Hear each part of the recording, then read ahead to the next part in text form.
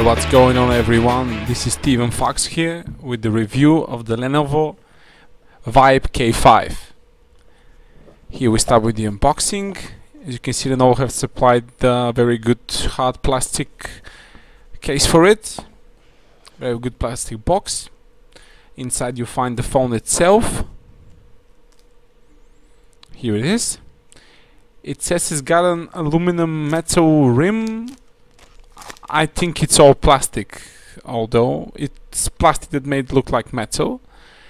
In the back you see the dual speakers. I say dual because it's just a single speaker with two holes in it. Sorry guys, it's not the cheap audio phone you'll be looking for, but you got a nice plastic cover for free. And the phone does have rather okay, goodish build quality.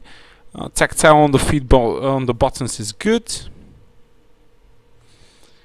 See, you have to crank it quite a bit to open it, which is a good sign. The plastic is good.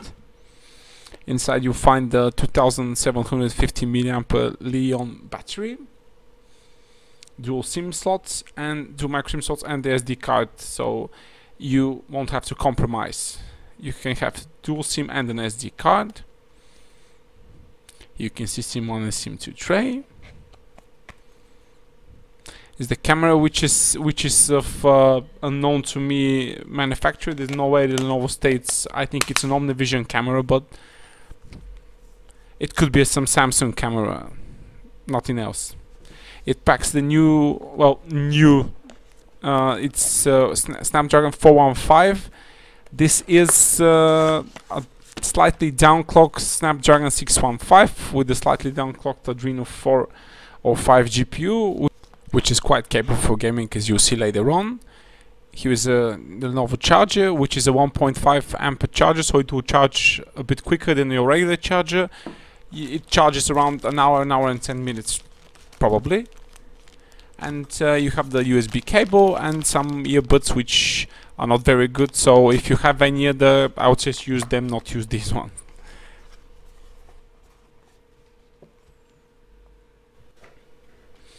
Now let's continue and turn on the device. You can see I've kept the folio. I will remove it in a second. And the phone takes absolutely normal time to boot. You can see there's a little black border, but not huge borders like all Chinese phones. Originally, I'm not a big fan of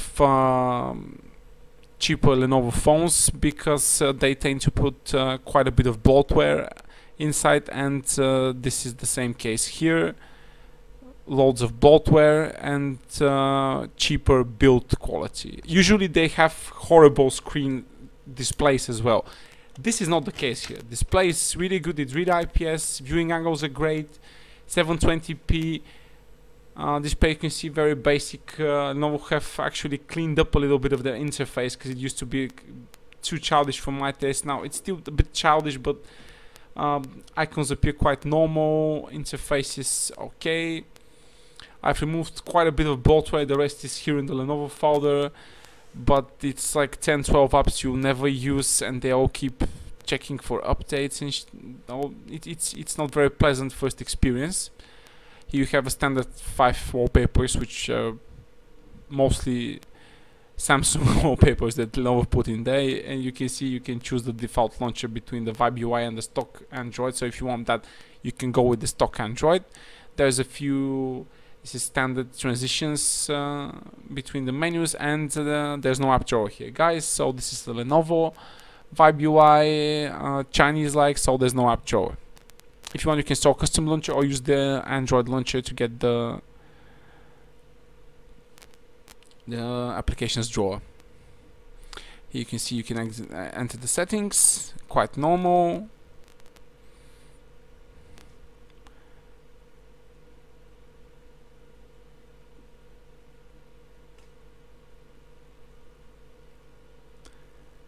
This is for the light effect, for display to light up when the call is coming in. Nothing really fancy. You can choose notification access and permissions. Here's a more detailed background apps, which you can tick apps you want to run. You can enable to run in the background when you've shut them down.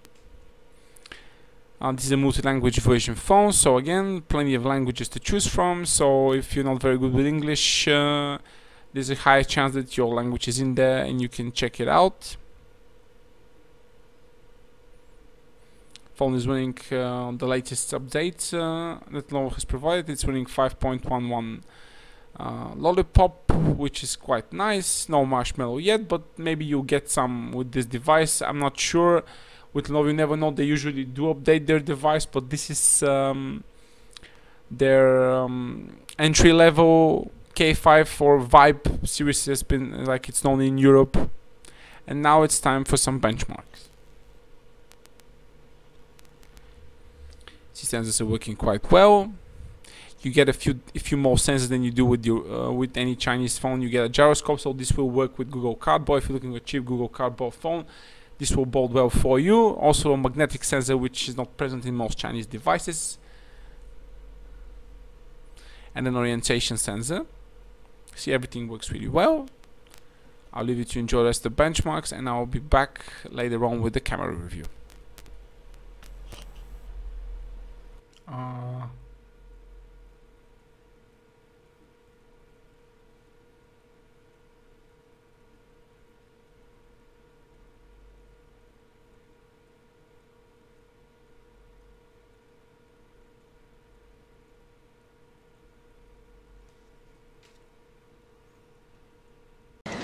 I feel the need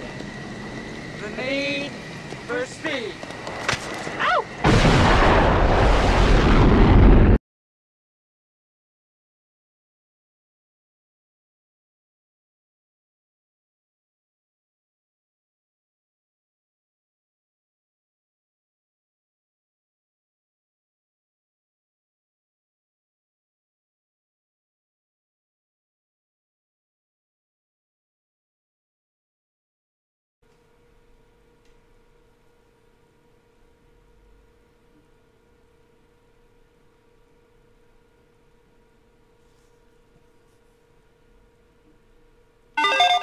Witcher 3 was one of the best games of 2015, but that doesn't mean that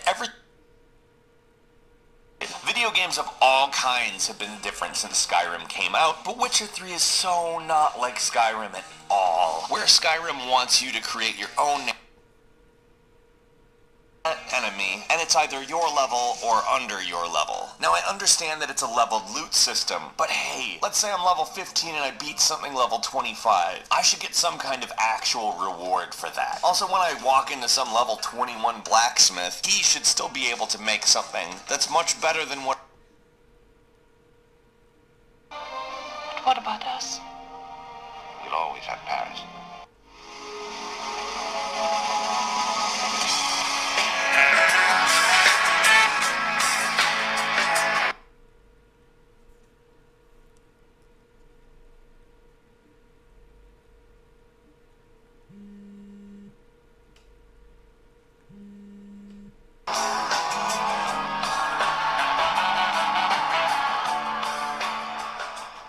Hey guys, what's going on?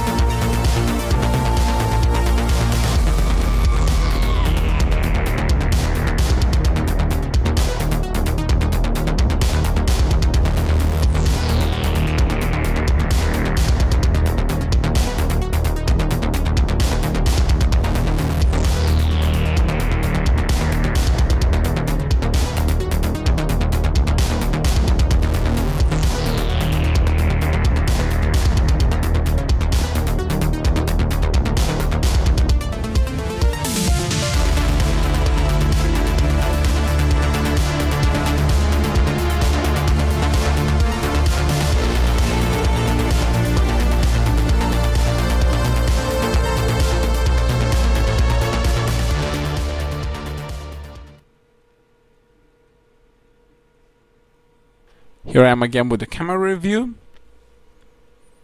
First I'll start with the settings. As you can see, picture is set to 13 megapixel, full size, 16:9, so this is a 13 megapixel camera. You get ISO level up to 100, picture quality is set highest settings. You can choose the spot focus metering also. For those who want to get a few fisheye shots, you can do that here. The video is 1080, records in 1080p. I've not noticed any overheating while recording 6-7 minutes of video, so no overheating with the camera here. As I mentioned, not really sure what the camera sensor is. I'm edging towards Samsung because you see in a minute.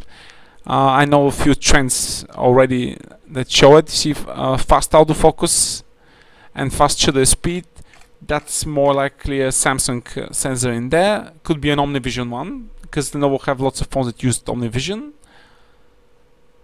The camera is not bad. It captures images really well in good lighting conditions. It has problems with overexposure and with the dynamic range, because when you have strong light in the background, it tends to overexpose it. This could be fixed with a software update, but I'm not holding my breath. I'm just giving you the straight facts here.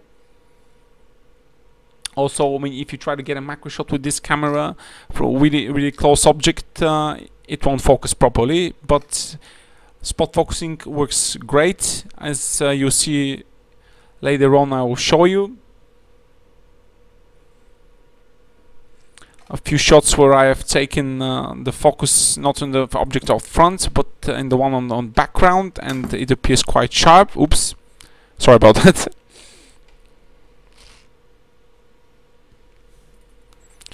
Just to get it in line. You can see it took twice tap to get the focus okay, and still I take the shot and it looks fine on the display, but when I look at it later, it's still a bit fuzzy. But the shots I've taken here from an object which is a bit further away, the milkmaid background, will appear quite well. As you can see, the selfie, there is the face recognition in the selfie. You can get also the smile shot. Shutter speed is again fast, so this is the same company sensor, probably Samsung as well, or OmniVision, as I've said.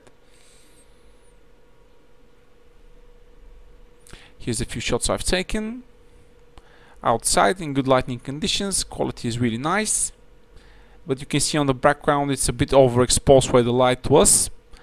Actually, HDR does really well on this camera. I'll show you in a shot in a moment. There's a few videos I've taken. This shot was taken with HDR, and the one previously was not. So you can see with the HDR, plenty more details. Light is a lot more balanced, and here it's a bit darker, which is the original image. So yeah, this is an indoor shot, which is not really well. Don't be afraid to use HDR on that camera. Works really well.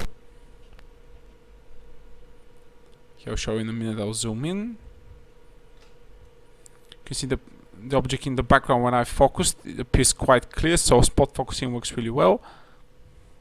But this is the one that I've taken kind of a macro shot to it. It's okay, but I've seen better at this price point. Here's my ugly fat face for you to look at. Not that ugly, actually. Quite good looking, but yeah, that's for the ladies to decide. And I'll leave you with some samples. As always, I'll put the link for Flickr so you can check the actual image and actual shots I've taken. Enjoy.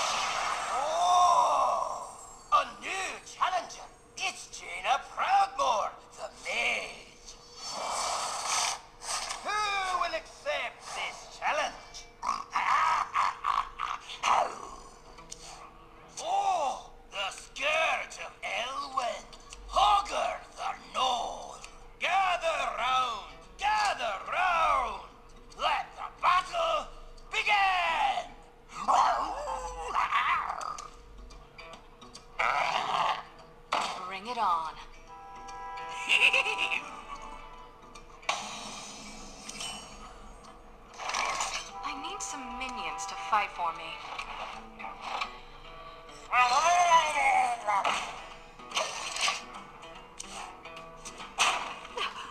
Well, at least he didn't play a card this turn.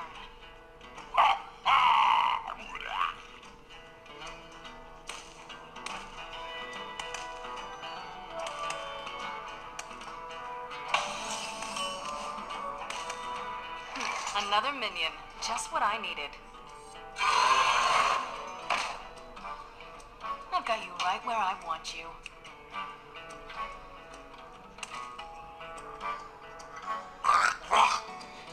Excellent.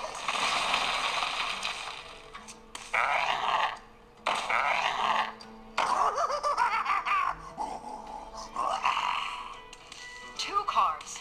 Oh, he must have been saving one.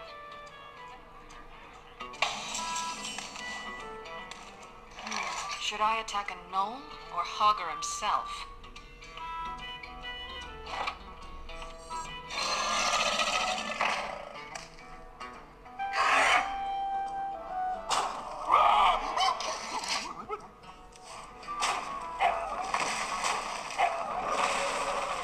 Five attack. That thing is huge.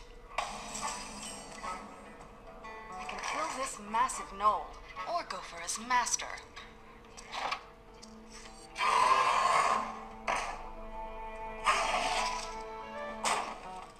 Job done. I'm coming for you next, Hogger.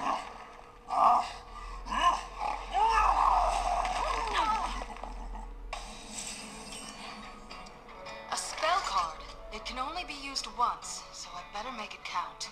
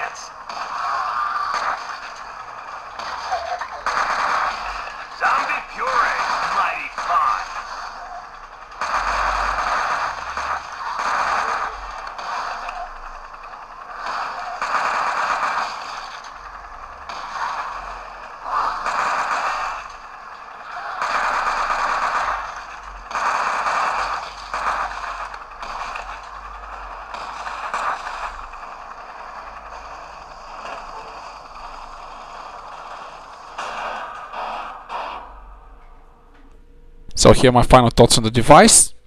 It's a good phone for the price because it offers great display, thin bezels, small and light, camera is really fast, but there is lots of bloatware, screen is not viewable okay with direct sunlight, camera has a few issues, but gaming performance is really well for that price. And if you're looking for a camera that uses quick snaps, it's okay, dual SIM and SD at the same time. If you enjoyed the video, like and subscribe, there'll be more, so Stick around.